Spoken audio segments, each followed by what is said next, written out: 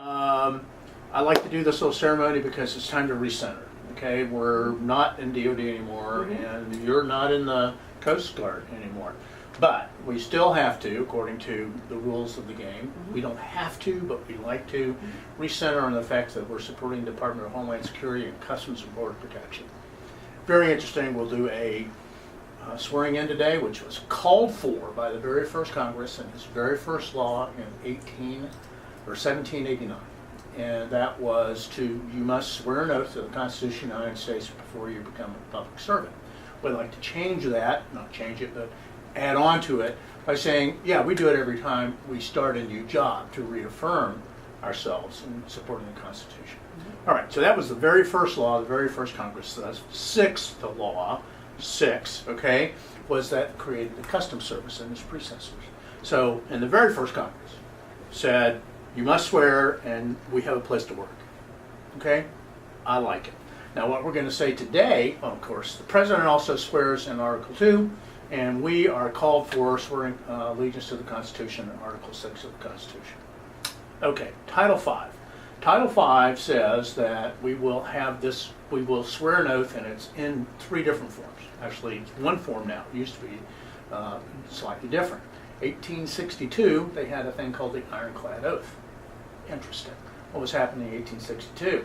Well, this part of the United States tried to go into the South, and north of the Mason-Dixon line was moving for the north. In 1862, the federal government was still here, and they changed the oath to say that you did not and don't support the Confederacy. Great. And then the last half of it is pretty close to what we have now. In 1873, at pretty much the end of Reconstruction, they dropped the Ironclad Oath. Okay, great. In 1884, we have the oath waivers we were saying it today, pretty much in the same format. All right, so what does the oath really say? Well, it says that we are to establish justice, ensure domestic tranquility, provide for the common defense, promote the general welfare, and secure the blessings of liberty for ourselves and our posterity. That's what we're swearing to today. Okay? So you about ready to do this? I am ready. Do you swear or do you affirm? I affirm. You affirm? All right.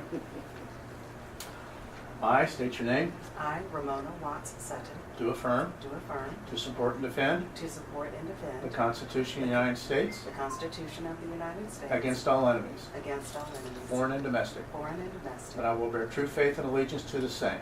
and I will bear truth and allegiance To the same. That I take this obligation freely, that I take this obligation freely without mental reservation without mental reservation or purpose of evasion. or purpose of evasion, That I will well and faithfully that I will well and faithfully discharge the duties discharge the duties of the office of the office upon which I'm about to enter. upon which I am about to enter.